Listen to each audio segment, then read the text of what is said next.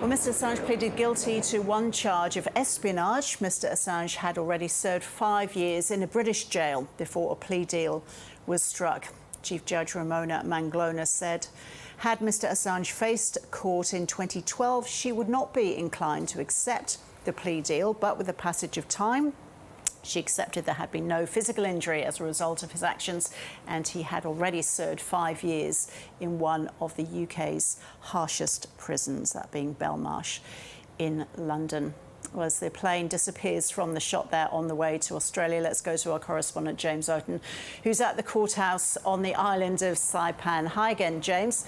So we've just seen the plane leave Saipan. You were in court this morning. Just take us through what happened on this extraordinary day.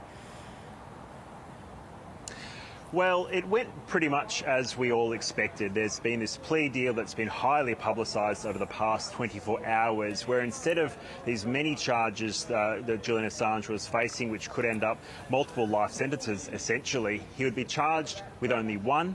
He would plead guilty to that one charge and then be able to walk free with a sentence of time already served. That's essentially what did happen. We heard early in the court hearing today that Julian Assange was going to plead guilty. He understood the charges, understood that it meant he would not go to trial, and he's waiving that right to a trial.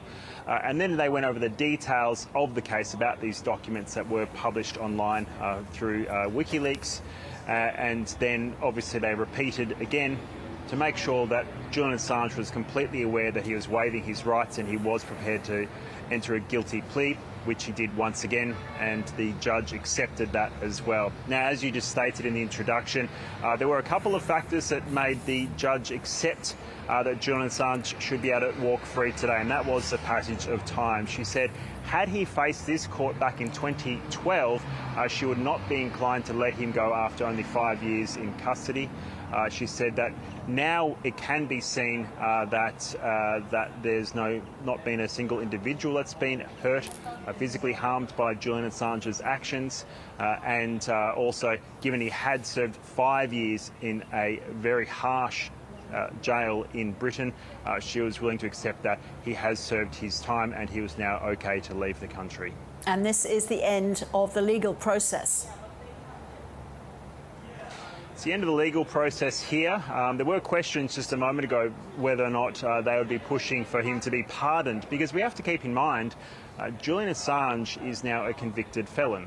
Now, although he will be relieved, his supporters will be relieved, many people will be relieved who have been saying that this issue has been going on for far too long, and he's lost 12 years being in some form of confinement, whether it's the Ecuadorian embassy or a British jail.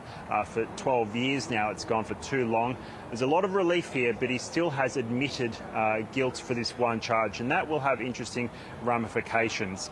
The reason is, as Julian Assange argued, he said, what I did was journalism, and I am a journalist, and this is something that's enshrined in the US Constitution, the right to a free press. And this is something that his supporters long argued, that what he was doing was journalism and public interest journalism, even if it made the US look in a bad light. But by admitting guilt, he has officially said that what he did wasn't quite journalism or not protected by the US Constitution. He's overstepped the mark somewhere.